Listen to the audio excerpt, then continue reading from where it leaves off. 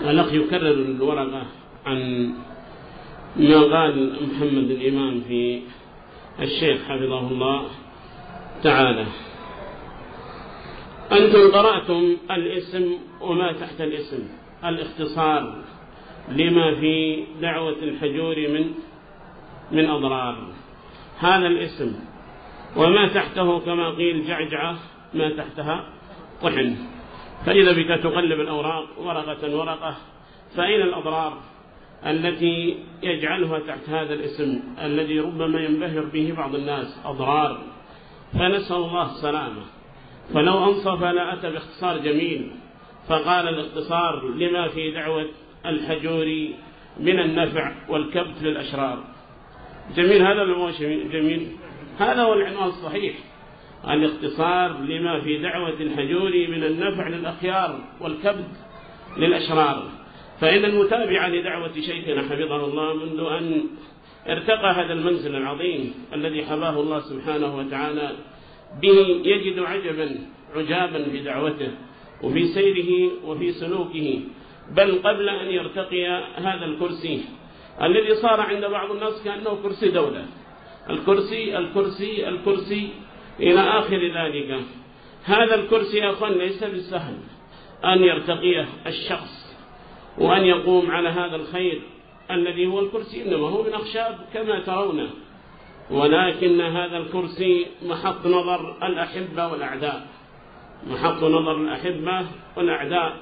فالأعداء ينظرون إلى هذا الكرسي ويتربصون بنا الدوائر ويترقبون ما يحصل لنا، ويتمنون أن هذا المكان يذهب ولا ينتفع به أحد من أبناء المسلمين، لأن عليهم ضررا في بقاء هذا الخير لوجود الشهوات والأهواء التي عندهم، لأنه يصادم أهواءهم ويصادم رغباتهم ويصادم ما عندهم والعياذ بالله من الشرور.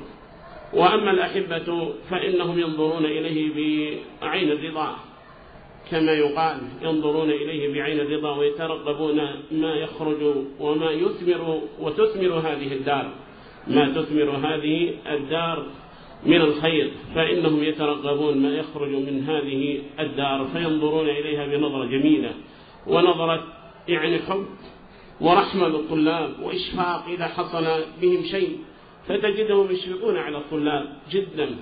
وربما أحدهم كما حصل لنا من فتنة الرافضة ما حصل، يترك طعامه ويقول إخواننا هناك في الدماج لا يأكلون ومحاصرون ونحن نأكل، ربما قام عن طعامه وترك طعامه لما يرى ولما يسمع من الحال. وأما الأعداء فكما يقال وعين الرضا عن كل عيب كليلة، ولكن عين السخط تبدي المساوية. فهذا هو حال الذين يبغضون هذا السير وهذا الخير الذي ولله الحمد نتمتع به ووفقنا الله سبحانه وتعالى له. فشيخنا حفظه الله تعالى المترقب لدعوته والناظر كذلك لدعوته، وقبل أيضا كذلك أن يرتقي هذا الكرسي يجد اجتهادا عظيما عنده ويجد تواضعا، وكنا نرى هذا بأعيننا. يجلس بجانب سارية تجده بجانب سارية لا يكلم أحدا إلا قليلا، مجتهد مع بلوغ المرام ومع ألفية المالك ومع رياض الصالحين ومع القرآن، فما تجد بجانب الشيخ فيما أعلمه إلا من يسمع له القرآن أو يسمع له رياض الصالحين أو يسمع له ألفية المالك، وقليل الكلام والله قليل الكلام، والذين يعرفون الشيخ يعرفون هذا منه، قليل الكلام لا تجده يترتر، فهو قليل الكلام ومنكب على العلم وعلى الخير. فلما جاءت الحاجة إليه فكان حفظه الله تعالى عند حسن ظن أهل السنة أجمعين، فلله الحمد وفقه الله سبحانه وتعالى لهذا الخير. وكما قال بعضهم إن الشيخ يحيى قبض الدعوة السلفية بقبضة من حديد، وهذا والله هو الحق، وإن أرادوا أن يجحدوه الآن هذا هو الحق، أن الشيخ يحيى حفظه الله قبض الدعوة بقبضة من حديد وأخذ العلم بقوة وأخذ كتاب الله وسنة رسول الله بقوة، ولا نطريه ولا نغلو فيه، ولله الحمد يصيب ويخطئ ويعلم ويجهل كغيره من أهل العلم، ويقع له الخطأ، ليس بمعصوم ولا نعتقد العصمة فيه، يقع منه الخطأ كما يقع من غيره. ولكن أهل العلم أوابون، إذا حصل الزلل ونبهوا على الزلل رجعوا واستغفروا وأنابوا، وهذا حال أهل الإيمان كما وصفهم الله سبحانه وتعالى بقوله ولم يصروا على ما فعلوا وهم يعلمون فيحصل منهم الخطأ ويحصل منهم الزلل.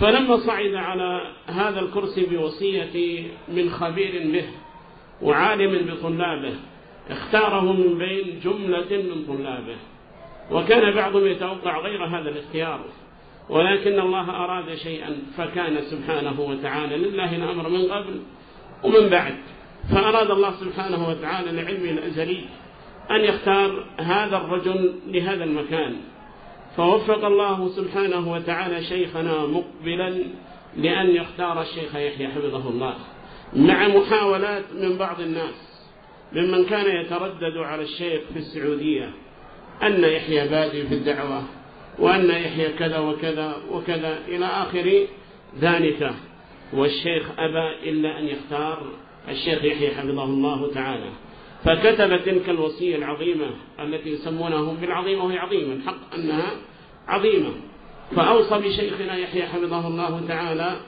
وأوصى القبيلة بأن لا ترضى بنزوله، وكأن الله ألهمه أنه سينازع على هذا الخير، أنه سيكون هناك منازع للشيخ حفظه الله تعالى، لأنه يا أخوان ما من صاحب نعمة إلا وهو محسود، هذا شيء معروف، شيء بدهي ومعروف عند الناس، أنه ما من صاحب نعمة إلا ويحسد على هذه النعمة التي هو فيها. فالشيخ تنبه لهذا الأمر وأوصى القبيلة أنها لا ترضى بنزوله، فأوصاهم بتلك الوصية العظيمة، وأوصى المشايخ أجمعين بالحفاظ على الدعوة، بالحفاظ على هذا الخير الذي بذل شيخنا فيه جهودا عظيمة، ولاقى ما لاقى من أجله من الرافضة ومن الإخوان المسلمين ومن السرورية ومن غيرهم من ذوي الأهواء، لاقى ما لاقى رحمه الله تعالى وصبره وحافظ على هذا الخير جدا، وكان يحب طلابه ويشجع طلابه رحمه الله تعالى. فاستمر هذا الخير وبتلك الوصية أيضا كذلك، والشيخ يدرس ومحبوب فيما نرى ونسمع من المشايخ حفظهم الله وأصلحهم الله، محبوب منهم، ويتناصحون ويتزاورون ويتحابون فيما بينهم، حتى جاءت فتنة ذلك الرجل وهو أبو الحسن عليه من الله ما يستحق، فأراد تفريق الدعوة، وسعد بموت الشيخ رحمه الله تعالى وفراق الشيخ للحياة، فرح جدا بذلك. ومما يدل على هذا أنه قال ذهب زمن الخوف، هذا مما يدل على أنه فرح بموت شيخنا رحمه الله تعالى. هذه الكلمة تنبئك على ما كان ينطوي عليه أبو الحسن المصري. فلما جاءت هذه الفتنة حصل ما حصل من الخلاف بين الشيخ وبين المشايخ، فتكلم الشيخ لأنه رأى أن أبا الحسن يريد شيئا غير الذي كنا نعهده وغير الذي كنا نعلمه من شيخنا، فيريد أن يسير بالدعوة سيرا غير السير الحثيث الذي كان يسير بها إمامنا وعلامة اليمن ومحدث الجزيرة الشيخ مقبل رحمه الله تعالى. فكان السير حسنا جدا في عهد شيخنا رحمه الله تعالى، فأراد أبو الحسن أن يستغل هذا الأمر ويستغل هذه الفترة التي لم يوجد فيها شيخنا رحمه الله، بل قبل الموت يا أخوان كان يفتل في الذروة والغارب أبو الحسن، ويريد أن يستغل عدم وجود الشيخ اليمن، وكان يتزلف للشيخ رحمه الله تعالى، وجعل أبا حاتم بجانب الشيخ. أبو حاتم تعرفونه من المقربين لأبي الحسن ومن طلاب أبي الحسن، وكان شيخنا يحبه، فهو استغل حب الشيخ له، استغل حب الشيخ لأبي حاتم أبو الحسن، فكان يتواصل معهم ويتزلف ويقرب من الشيخ إلى آخر ما كنا نعلمه ونلاحظه من أبي الحسن. وأبو حاتم يشتغل، أبو الحاتم هذا يشتغل ويتواصل مع أبي الحسن. الحاصل أن الشيخ رحمه الله توفي، ونسأل الله أن يغفر له وأن يرحمه، فأوصى الطلاب وأوصى أهل البلاد وأوصى المشايخ بالدعوة خيرا في تلك الوصية العظيمة، ولكن بعض الناس لم يفهم مراد الشيخ من الوصية رحمه الله تعالى، فكانت فتنة لبعضهم هذه الوصية، وصية الشيخ رحمة الله تعالى عليه كانت فتنة لهم، ففهموا منها غير مراد الشيخ، ففهموا منها أنه لا يتكلم أحد في أحد حتى نجتمع على هذا الشخص، وهذا غير صحيح، وأن من تكلم في أحد، وأنه إذا تكلم أحد في أحد فهذه نازلة ينبغي أن نجتمع لها، وهذا غير منهج، هذا غير منهج السلف، ولا يعرف أنه من منهج السلف، أن أحدا إذا تكلم في أحد لا بد أن قبل أن يتكلم يستشير هل يستحق هذا فلان أن يتكلم فيه أو لا يستحق أن يتكلم فيه، وهذا المفهوم خاطئ وغير صواب. فإن شيخنا يحيى حفظه الله تكلم في أبي الحسن والشيخ مقبل حي، ولا نعلم نكيرا من شيخنا مقبل قبل موته على الشيخ يحيى، ولم يقل المشايخ اجتمعوا أدركوا الأمر فإن الدعوة ستتفرغ إلى آخر ذلك، بل قال تلك الكلمة الشيخ رجل لا يتكلم بهوى. ومضت الأيام والشيخ مقبل لم يجتمع مع أحد من أجل كلام الشيخ يحيى حفظه الله في أبي الحسن، لأنه يعرف الشيخ يحيى ويعرف دينه ويعرف صلاحه ومقدماته لشيخنا حتى تدل على معرفته بالشيخ يحيى، وهو من أبرز طلابه بل أبرز طلابه يعتبر، فهو على معرفة عظيمة بالشيخ يحيى لقربه منه ودنوه منه. فالحاصل أن هذه الوصية استغلت، نحن ما نقول والله أعلم أنها فهمت فهما غير صحيح، وإنما ربما أراد بعض الناس أن يستغلها وأن يلوي عنق هذه الوصية ويصيرها على ما يريد هو. فمما اعتقدوا في هذه الوصية أنه ما ينبغي الكلام في أحد حتى يستشار وحتى يعقد مجلس لهذا الكلام قبل الكلام، وهذا غير صحيح، هذا غير صحيح، ولا يجوز أن يفهم هذا الفهم من الشيخ مقبل رحمه الله، فإنه كان يتكلم في كثير من أهل الأهواء، مع وجود العلامة بن باز، وجود العلامة أيضا كذلك العثيمين والشيخ العلامة الألباني رحمهم الله تعالى، أئمة العصر موجودون، ولا نعلم أحدا يعترض على الشيخ مقبل لماذا يتكلم في فلان إلى آخر ذلك ممن كان محبوبا عندهم ومقربا عندهم. على سبيل المثال الزنداني، هذا الزنداني كان الشيخ ابن باز رحمه الله يجله إلى أن مات، فيما نعلم أنه يجله ويحترمه، حتى ذهب بعض إخواننا إلى الشيخ عبد العزيز بن باز ويريد تزكية لبعض المساجد، يريد من أهل بلدنا من جهة المتصيعة يريد تزكية لمسجد من المساجد، فقال له اذهب وأتي لي بتزكية أولا، إما من الشيخ الزنداني أو الشيخ المعلم أو الشيخ مقبل فأتي لي بتزكية من هؤلاء ثم يصرف لك الذي تريد، يصرف لك الذي.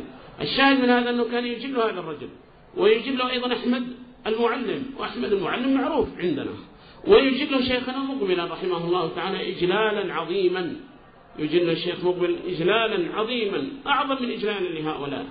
أخبرني بعض إخواننا وهو سمى محمد هبير من بلدنا من جهل الديس، قال مرة صليت في مسجد ذكر لي اسمه نسيته، فصليت بجانب الشيخ بن باز، فقلت له فسلم علي فقال لي يا بني من أين أنت؟ قال قلت له من اليمن. قال تعرف الشيخ مقبل؟ قال قبل ذلك قال من عندكم عبد العزيز المقالح الكافر؟ قلت نعم. قال تعرف الشيخ مقبل؟ قال قلت نعم. يا بني قال أنصحك أنك تلازم الشيخ مقبل، فإن لم تستطع أن تزوره ولو في الشهر مرة. فكان يجل شيخنا رحمه الله إجلالا عظيما. قال وكان الحارس فوقنا هكذا ما يدري متى نمشي، والشيخ ارتاح لي جدا، فكان يتخاطب معي، والحديث قال حتى حصل شيء من الضجر للحارس. فالحاصل يا إخوان أن شيخنا ليس هذا مسلكه وليس هذه طريقته، أنه كان إذا أراد أن يتكلم في أحد من الناس أنه لا بد أن يستشار، ولا هذا مسلك العلامة بن باز رحمه الله تعالى.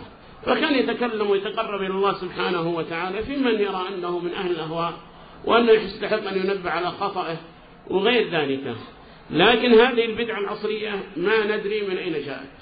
فإذا تكلم أحد ولا سيما هي عندنا في اليمن وتأثر بها بعضهم في نجد الآن، ولا ما كانت هذه عندهم معروفة. فإذا أراد أن يتكلم أحد بأحد قاموا عليه، وإذا صدر الكلام فإذا بالاجتماعات والبيانات والجلسات إلى آخر ذلك، فتتفاقم الأمور وتحصل الأضرار بسبب هذه الأشياء.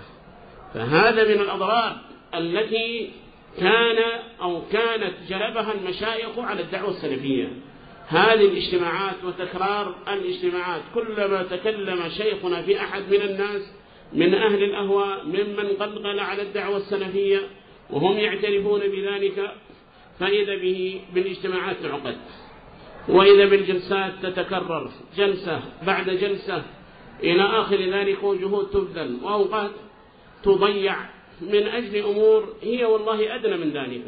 الشيخ تكلم في فلان، أنتم ما ترون ذلك كما هو الحال مع الشيخ عبد العزيز بن باز رحمه الله تعالى والشيخ الألباني وغيرهم من أئمة الدعوة السلفية. تمشي الدعوة سائرة، أليس كذلك؟ تمشي الدعوة سائرة والخير موجود الحمد لله، الدعوة على أحسن ما يكون وأتم ما تكون الدعوة. لكن لما حدثت هذه البدعة الموجودة الآن عند المشايخ، أنه كلما تكلم الشيخ بأحد فإذا بالاجتماعات العقد وأوقات تضيع وجهود تبذل، والعياذ بالله حصل ضرر عظيم بالدعوة السلفية، وحصل تأخر عندهم في سيرهم في الدعوة. هذا شيء ملاحظ يا أخوان، أنه حصل عندهم تأخر في سيرهم في الدعوة السلفية، لأنهم شغلوا بأمور ما فيها خير لهم ولا في دعوتهم. وأما بالنسبة لشيخنا حفظه الله تعالى فهو يسير، يمشي يتكلم في فلان ممن يتعبد الله سبحانه وتعالى بالكلام فيه، ويمشي يرى أنه عنده خطأ، قلقل علينا في المركز، أقام شرا والعياذ بالله، وأراد إطاحة بدعوة عظيمة، تكلم فيه ومشى، وفي دروسه وفي تأليفه، وأنتج للمسلمين خيرا كثيرا. أنتج للمسلمين مراجع والله كأحكام السفر، فإنه مرجع من مراجع الأمة، وكذلك أحكام الجمعة فإنه مرجع من المراجع، وكذلك أحكام التيمم على صغر حجم الرسالة فإنه مفيدة ويستفاد منها، وكذلك المنتقى الذي الآن كما تعلمون يهيئ للطبع وللخروج، وهو شرح مفيد جدا. وهذه البحوث التي خرجت من أحكام السفر وأحكام الجمعة إنما هي شيء مع بعض الإضافات والله أعلم، من ذلك البحث النفيس الكبير وهو شرح المنتقى لابن الجارود. فالحاصل أن الشيخ انظر إلى مسلكه وانظر إلى ثمرته، الذي يقول الإمام عن سلوك شيخنا أنه لا بد أن يغير من سيره، لا بد أن يغير من سيره. والشيخ ربيع حفظه الله وأصلحه الله يقول لا بد أن يجبر على تغيير سيره. فانظر إلى سيره وثمرته، وإلى سير المشايخ وثمرة المشايخ، فتجد فرقا شاسعا وبونا واسعا. فشيخنا رحمه الله تعالى مستمر في التدريس، ومستمر في التأليف، ومستمر في الفتاوى، ومستمر في النصح والتوجيهات، ومستمر أيضا في إنكار المنكرات وغير ذلك مما تحصل بالساحة والناس يحتاجون إلى النصح فيها. فتجده يوجه، وتجده ينصح، وتجده أيضا ينكر إلى آخر ذلك، ويحصل بإنكاره وتوجيهاته أشياء خير كثير للناس والله، يحصل خير كثير. لما حصلت الثورة نصح شيخنا بما يقربه إلى الله، وكان نصحه في محله، بين أن المشايخ لم نسمع لهم شيئا ولم نسمع لهم كلاما في هذه الفتنة التي تسمى بفتنة الثورة. فاستفاد كثير من العوام بنصح شيخنا، لأنه نقل عبر تلك القنوات، واستفاد منه خلق كثير والله، وحصل شيء من الهدوء. حتى اعترف من اعترف من أولئك الذين هم الثوار هؤلاء، اعترفوا بأن السبب في تفشيل الثورة هو الحجوري، هو السبب في تفشيل هذه الثورة، فكانوا يترقبون أعظم من هذا من الضرر على البلاد. ولكن حصل خير كثير، لأن أهل اليمن يقبلون النصح، ولأن اليمان يمان، وتلك الأوصاف العظيمة التي فيهم. ولا زال في أهل اليمن خير كثير وبقية خير ولله الحمد، لا زال الخير موجود. وما هذه الدعوة إلا خير شهد عن الخير الموجود في اليمن، أنهم يقبلون الحق، وأنهم يحبون السنة ويحبون كتاب الله سبحانه وتعالى. فالشاهد أنه حصل بكلامه خير كثير جدا للناس. حتى أخبرني بعض العوام قال تناقشت مع بعض أصحاب الإصلاح فكان يقول لي كذا وأنا أقول للشيخ يحيى قال كذا وقال الدليل كذا، أنتم مش دليلكم؟ والله يا جماعة هكذا قال قلنا، كل ما قال كلام قال ابن الزبير خرج فلان خرج، قال أقول لك يقول قال رسول الله وأنت تقول ابن الزبير. والله يا جماعة والله هكذا كان يقول عامي شاب عامي، قال هات لي دليل عن النبي عليه الصلاة والسلام، لا تقول لي ابن الزبير فعل وفلان فعل إلى آخر ذلك. فكان استفاد من محاضرات الشيخ ومن توجيهات الشيخ. انظر للنفع العظيم الذي حصل عن أهل اليمن بسبب تلك النصائح الجميلة العظيمة التي آتت ثمارها. وهكذا أيضا لما حصلت فتنة الرافضة، هذه الأضرار التي يريدها الإمام، هذه الأضرار، الضرر الأول ما حصل من نصحه للمسلمين في التوراة، هذا ضرر ولا نفع؟ هذا نفع عظيم جدا. وتلك التأليف المتقدمة ضرر ولا نفع؟ وهذه الثمار التدريس وهذه الدروس الجميلة وهذا الكم الهائل من طلاب العلم الذين وجدوا بغيتهم ووجدوا الخير في هذه الدار، هذا عند الإمام ربما ضرر عنده، كأنهم ما يرون هذا الخير وما يشاهدون هذا الخير. هذا خير لكم وللمسلمين، ينبغي أن ترفعوا رؤوسكم به وأن تفرحوا به وأن تعينوا عليه، لا أنكم تريدون الخطل به والعياذ بالله وتريدون زعزعة هذا الخير وإبعاد الناس عن هذا الخير، فهذا يضر الله، يضركم ويضر المسلمين، لأن الناس ربما تثق بكم، بعض الناس يسمع لكم ويثق بكم ويظنكم المشايخ ويظنكم العلماء إلى آخر ذلك، فيسمع نصحكم فتحملوا أوزاره كاملة أو فتحملوا أوزاركم كاملة يوم القيامة ومن أوزار الذين تضلونهم بغير علم، يحصل لكم مغبة ما هي سهلة. فلما حصلت فتنة الرافضة والناس تنظر من الذي سيحصل من حجوري وطلابه، فالذي شهد ما شهدنا ورأى ما رأينا من معالجة شيخنا حفظه الله تعالى لقضية الرافضة، والله يجد عجبا عجابا بالعلاج. واسمعوا الأشرطة وكيف يعالج تلك القضية وكيف يحاول مع أولئك الأنجاس والأرجاس الرافضة، لأننا كنا الحق في حالة ضعف، هذا شيء يعترف به، ما عندنا عدد من المقاتلين ولا عندنا عدة، أليس كذلك يا أخوان؟ لا عندنا عدد ولا عندنا عدة، ولكن عندنا ما هو أعظم من هذا العدد الذي هو سبب من الأسباب وأمر الله باتخاذه وجلبه، وأعدوا لهم ما استطعتم من قوة ومن رباط الخيل ترهبون به عدو الله وعدوكم. ولكن عندنا ما هو أعظم من ذلك وهو الإيمان بالله سبحانه وتعالى، وأن نصر الله قريب، وأن الفرج آت لا محالة، وأن الفرج آت لا محالة، لأن الله سبحانه وتعالى أخبر بذلك، فإن مع العسر يسرا إن مع العسر يسرا. والشاعر يقول عسى الكرب الذي أمسيت فيه يكون وراءه فرج قريب، وحصل الفرج. لكن الشاهد من هذا يا أخوان كيف كان يعالج هذه القضية، يدل على حنكة ويدل على بصيرة ويدل على خبرة وعلى حرص على الدعوة، جدا يدل على حرص على الدعوة وعلى إخوانه، فلم يزج به من أول وهلة وأنهم حاصرون ويلا بسم الله. فكيف كان يقابل تلك الأمور وتلك الشدة ويجلس مع أولئك الذين يسمون بلجان الصلح، كيف كان يتخاطب معهم؟ هم يريدون شيئا ويريدون إطلاقات، والشيخ يقيد ما أطلقوه، يقيد ما أطلق، نريد كذا وكذا، والشيخ يقول تمام لكن بكذا إلى آخر ذلك. فرأينا علاجا عظيما للقضايا، ورأينا أيضا كذلك سياسة وحنكة عظيمة وتوفيقا من الله، وهذا كله بعد توفيق الله سبحانه وتعالى للشيخ حفظه الله تعالى. فانتشر الله الدعوة السلفية من ذلك الشر، وأزاح الله سبحانه وتعالى بهذا الرجل الذي هو سبب من الأسباب تلك الملمات المدلهمات العظيمة الفتن التي نزلت بالدعوة السلفية. وهذا أمر مدبر له، ليس من الرافضة والله فحسب، بل والله من دول هذا الأمر وهو الضغط على أهل السنة، وكذلك أيضا زحزحة هذا الخير وكبت هذا الخير واستئصال هذا الخير.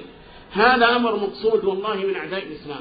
فلذلك لم تجد صارخا يصرخ في وجوه الرافضة من الدول، بل جل الدول الجيران وكذلك من نحن بين أظهرهم ساكتون، ولا واحد يهمس بهمسة ويتكلم بكلمة وينكر هذا الظلم لأجل الضغوطات التي كانت عليهم، والله أعلم. وإلا هم محبون لهذا الخير، سواء كانت الدولة اليمنية أو الجيران محبون جدا لهذا الخير لكن لا شك أن ثم ضغوطات عليهم أنهم لا يتكلمون ويسكتوا حتى ينتهي الأمر، حتى ينتهي الأمر. والله سبحانه وتعالى أراد شيئا. الشاهد أن الشيخ كان بصنيعه وسياسته وسير الحسن في الفتنة كان والله فيه عز لأهل السنة، وفيه شرف وفيه نصر عظيم لأهل السنة، فحصل بذلك عزنا وحصل شرفنا، فحصل خير كثير جدا بما خرجنا به من فتنة الرافضة. وهذا عند الإمام يعتبر من الأضرار على الدعوة السلفية، وعند البرعي كذلك أيضا يعتبر من الأضرار على الدعوة السلفية، كما صرح به: قد نصحناهم ما سمعوا نصح المشايخ، كما سمعتم بشريطه، قد نصحناهم وما سمعوا نصح المشايخ، كم من نفس قد أزهقت وكم من كذا قد أتلف إلى آخر ذلك. وهذا ضرر، والأعداء يعترفون بأن هذا خير كثير حصل لأهل السنة بسبب هذه الفتنة التي مرت بهم. حتى قال بعضهم لأبي علي الفاسق، قال: يحيى ما كان يعرف، فجئت يا أبا علي فرفعت يحيى، فصار يحيى في العالم، صار يحيى في العالم من أولئك أصحاب اللجان، من أولئك بما يعرف عند أولئك. هم عند أهل السنة في الشيخ يحيى علما، الشيخ يحيى علم عند أهل السنة ومعروف عند أهل السنة، لكن عند أولئك الذين يقصدونهم. فالحمد لله حصل خير كثير، وهم بهذه الفتنة تعرفون صنيعهم، تعرفون موقفهم وما حصل منهم. فالإمام في خطبه يقول: هؤلاء قطاع طريق، وهؤلاء كذا وهؤلاء كذا إلى آخر ذلك، والرافضة مسلمون لا نستحل دماءهم ولا أعراضهم، في وقت ما يحتاج إلى هذا الكلام. حتى لو كنت تعتقد هذا الاعتقاد الخاطئ مثلا، هذا الوقت ليس وقته، فينبغي عدم الكلام في مثل هذه الأمور مع تلك الضغوطات علينا ومع ذلك الشر الذي نحن نعاني منه. فإذا بالرجل والعياذ بالله بسبب ما في قلبه، والله يعلم ما في القلوب والصدور وما تنطوي عليه، فالله أعلم ما عند هذا الرجل، فيتكلم بكلام قبيح لا يجوز أن يتكلم به، ويتكلم بنصرة للرفض ولأهل الرفض. هذا يعتبر مناصرة وإن كان هم يريدها، لكن هذا يعتبر عين المناصرة لهؤلاء في هذا الوقت. والبرعي من جانب يقول: ما أراها تنجح. إن أنت طلعت على اللوح المحفوظ ولا إيش؟ ما أراها تنجح، هكذا يصرخ: يا أخي أحمد عقل، أين تريد عرس إلى آخر هذه من تلك الكلمات. والله شماتة بأهل الخير، ما أراها تنجح إلى آخر ذلك. نجحت ولله الحمد، نجحت وحصل بها خير كثير جدا، حصل بها عز لأهل السنة. فتوافد المجاهدون من كل أقطار البلاد وناصروا إخوانهم ابتغاء الأجر عند الله سبحانه وتعالى، فاستشهد من استشهد، وحصل إن شاء الله عن الخير العظيم، وعاش من عاش، وعاش عزيزا مكرما عند أهل السنة، محبوبا عند إخوانه، مع تلك الأجور إن شاء الله التي قد تحصل بها. فهذا ضرر عند الإمام، يعتبر ضررا عند هذا الرجل في تلك الرسالة. ونحن نقول الاختصار لما في دعوة الحجور من إيش؟ من النفع للأبرار والكبت للأشرار. فإنه حصل كبت عظيم للرفض ولأهل الرفض، وممن كان أيضا يترقب هزيمتنا ممن كنا نحسن الظن به، لأننا سمعنا منهم كلمات تدل على ذلك، أن الله عاقبهم بسبب ذنوبهم، هذا يقولها وذاك يقولها إلى آخر ذلك. وأحدهم يقول، وقد أنكر عليه صاحب الإجماع الذي يقول: أجمع علماء المدينة وأجمع علماء مكة وأجمع علماء اليمن على كذا وكذا. في الحقيقة أن العلماء أجمعوا على تخطئته في فتنة الرافضة، فهل أحدثوا توبة؟ ما أحدثوا توبة أبدا، بل والله أصروا على الفتنة ولجوا فيها واستمروا وحاولوا تبرير المواقف تلك الخاطئة السيئة مع أهل السنة. فالإجماع في الحقيقة هو في جانبنا عليكم وليس في جانبكم علينا، فإن الحيدان تكلم فيها، وكذلك الشيخ المفتي العام، وكذلك أيضا الشيخ عبد المحسن، وكذلك الفوزان، وكذلك أيضا الشيخ ربيع، وغيره من علماء المدينة كما يقوله من علماء المدينة. فالحاصل أنهم أجمعوا على أن هذا الجهاد صحيح، أليس كذلك؟ وأنه يجب قتال أهل الرفض، وهؤلاء قالوا: لا، هذا ما يصلح، هذا ما يصلح، هذه دماء زكية، دماء الرافضة دماء زكية، ونحن لا نستحل دماءهم، إلى آخر ذلك ما كان يشفشف به هذا المزعوم بأنه الإمام، لعله فرح بلقبه، بعض الناس ربما يغتر بالألقاب هذه. الإمام، إيش من إمام يا عبد الله؟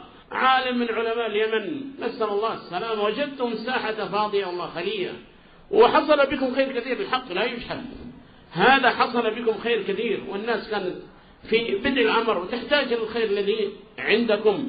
ونسأل الله أن يجعل ذلك، نسأله سبحانه وتعالى أن يكتب لكم أجر ذلك ويجعله في ميزان حسناتكم. ولكن التطاول لا يجوز، التطاول على أهل الخير وعلى هذه الدعوة المباركة التي صارت شرقا وغربا.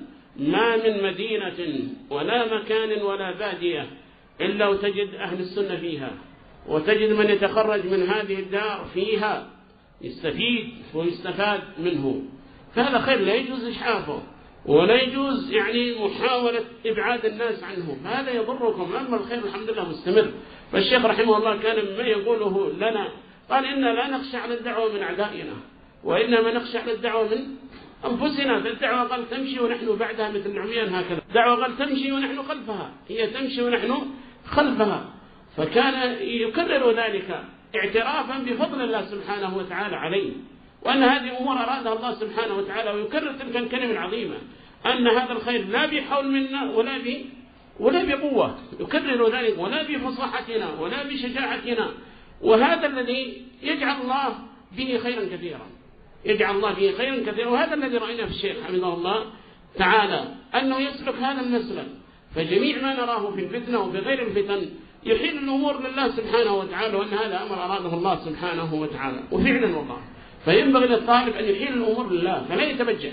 أما مشايخنا في من يقولون مشايخنا على التجوز، أما مشايخنا هؤلاء في من يزعمون أنهم على بصيرة بالدعوة وأنهم على خبرة، فتجد في كلامهم المشايخ قالوا، المشايخ فعلوا، المشايخ اجتمعوا، المشايخ خرجوا بيانا، المشايخ قرروا، المشايخ ما تسمع إلا هذه العهدية في كلامهم. وكأنك لما تسمع تقول علماء الأمة قد أجمعوا، وأيضا يكررون العلماء قالوا، العلماء قالوا، العلماء طلعوا، العلماء نزلوا، وأجمع العلماء. يا أخي اتقوا الله، احنا نتكلم في أحد من هؤلاء والله، نقول فلان ما هو عالم، فلان ما هو عالم، ما نريد هذا أبدا، ما نريده والله. لكن هذه حقائق لا بد منها، هذه حقائق لا بد منها. فلا بد للشخص أن لا يلبس ثوب زور، فإن هذا يضره، فإن هذا يضره كما قال النبي عليه الصلاة والسلام في من لبس ثوبي زور، إن الشبع مما لم يعطى كلابس ثوبي زور. فكثير منكم يتشبع بما لم يعطى والعياذ بالله، وهذا لا يجوز. فما يرفعك الله إلا بالتواضع، وما يرفعك الله سبحانه وتعالى إلا بما يعلم من طويتك من الخير، بما يعلم في طويتك من الخير. فهذا أيضا من النفع لا من الضرر المزعوم، وأن الشيخ يحيى حصل منه ضرر إلى آخر ذلك. ومما في الرسالة يا أخوان ويزعم أنه ضرر، أن الشيخ يحيى لما تكلم محمد بن هادي أو لما تكلم عبيد الجابري رد عليه فازداد الضرر وازداد الأشياء يعني في الدعوة. يا أخوان هل يجوز أن يقال هذا الشيء؟ الشيخ ربيع جدع فينا حفظه الله وأصلحه الله، فقال بأنه لا يعلم غلوا نظيرا لما عند طلاب الحجوري، أليس كذلك؟ ما في غلو عند أحد مثل ما هو، لا عند روافض ولا عند خوارج ولا عند غيره من الطوائف المنحرفة. قال عند طلابه غلو لا نظير له. هذه الكلمة فيها غلو والله، فيها غلو وتجاوز الحد ولا يجوز. وعلى الشيخ ربيع أن يتوب إلى الله كما كنا صغارا، لكن يطالب الكبير بالتوبة، ليس كذلك؟ الشيخ ربيع أو غيره من العلماء ومن الصالحين إذا صدر منهم شيء من الخطأ ومن الزلل يجب الرجوع إلى الله وتجب التوبة من ذلك الخطأ. وهذا الرجل يجعل ما في كلام الشيخ ربيع صوابا، وأنه أصاب معنا، أصاب. تكلم الشيخ ربيع في طلابه فقال كيت وكيت، وكذلك قال في الحجوري أنه كذا وكذا. هذا والله حرام، هذا لا يجوز إقرار هذا الخطأ، هذا يضرك أنك تعلم أنه خطأ، لكن لأنه بجانب الحجوري فتكلم به فلان. وذاك صاحب يقول العالم يعرف ما يقول، يعلم ما يقول إلى آخر ذلك. فالشاهد أنه يقول الشيخ ربيع تكلم وهو يعرف ما يقول وقد صبر. يا أخوان هذا الكلام الذي تكلم به هو حق ولا باطل؟ لا شك أنه باطل الذي تكلم به الشيخ ربيع حفظه الله تعالى، وأنه خطأ وما يجوز أن يقر هذا الخطأ. ولما رد الشيخ قالوا ازدادت الفتنة. هذا يجوز أن يقال يا أخوان؟ بل لما رد الشيخ حصل خير كثير للشيخ ربيع، لعله يراجع حساباته، لعله ينظر في أمره، فإنه راحل من هذه أو راحل من الدنيا إلى الآخرة وسينتقل. فلما يسمع لما يسكت يحصل سكوت من الكل، لا المظلوم المبغى عليه يتكلم ولا من يناصره يجب عليه أن ينصره، لأن النبي صلى الله عليه وسلم يقول انصر أخاك ظالما أو مظلوما. لم يحصل سكوت من الكل، ربما الشيخ يعتقد أن هذا الذي قاله صواب، فلما حصل منه الرد وأوصل إليه الرد وانتهى إليه الرد ربما يتأمل هل هذا الذي يتكلم به صواب أم خطأ، ويقف مع نفسه وقفات، يقف مع نفسه وقفات ويتأمل هذا الكلام. فلا شك أنه يؤوب ويرجع، فهو رجل يحب الخير ورجل دين فيما نحسبه الله حسيبه، وإلا والله إنه سيتضرر، سيحصل له ضرر إن كان يتغافل مثل هذه الحقائق. وأهل العلم أحرى الناس بعدم التغافل عنها، أن هناك انتقال وأن هناك حساب وأن هناك وقفة بين يدي الله سبحانه وتعالى. فالله وصف أهل العلم بصفات عظيمة، وأنهم رجعون وأنهم وقافون إلى آخر ذلك من الأمور التي ذكرها الله، وأنهم أهل العقل وذو الأبصار إلى آخرها. فالشيخ ربيع لما يسمع الرد، ذلك الرد الرفيع وذلك الرد الجميل من شيخنا يحيى حفظه الله تعالى، يتأمل في أمره وينظر في أمره.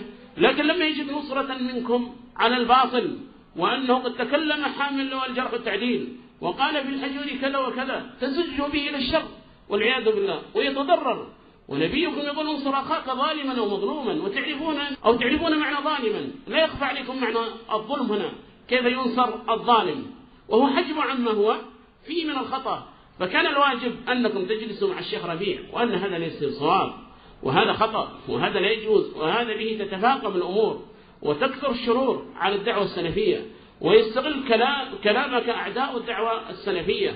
هذا الواجب، لا أنه يفرح به لو كنتم حريصين على الدعوة، لو كنتم حريصين على الدعوة السلفية، وأنكم تريدون تجربتها أو تجربة هذه الدعوة الأخطار فيما تزعم، وأن الحجوري يجلب لها الأضرار.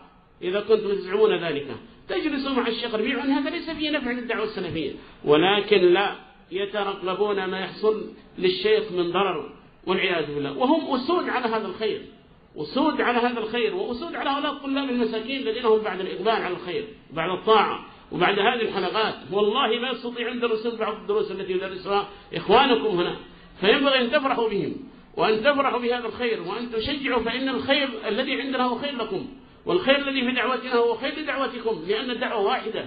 إلا إذا كنتم تزعمون أنكم تريدون الانفصال وتلصقون ذلك بشيخنا، فهذا والله يضركم، هذا يضر دعوتكم ويضركم. طيب، فهذا هو الحال والله، هذا هو الحال. أسد علي وفي الحروب نعامة فتخاء تنفر من صفير الصافر. هذا الحال وهذا الذي يلاحظ، ما نستطيع إنكار أبدا. فينبغي لهم أن يرفقوا بأنفسهم. أما الدعوة ما نستطيع ضرها أبدا، لا أنتم ولا غيركم، ما دمنا على هذا الخير لا يحصل لنا ضرر من جهتكم ولا ضرر من هو أعظم منكم من أراد ذلك من الرافضة ومن أمريكا ومن غير من أعداء الإسلام، ما دمنا في كنف الإله سبحانه وتعالى، وما دمنا في كلاءته وفي حفظه سبحانه وتعالى، فهو الحافظ من أسمائه جل جلاله، وهو الحفيظ كذلك سبحانه، فهو يحفظ هذه الدعوة ويحفظ أهلها ويحفظ هؤلاء العباد ويحفظ هؤلاء الذين نحسبهم الله حسيبهم من أولياء الله سبحانه وتعالى.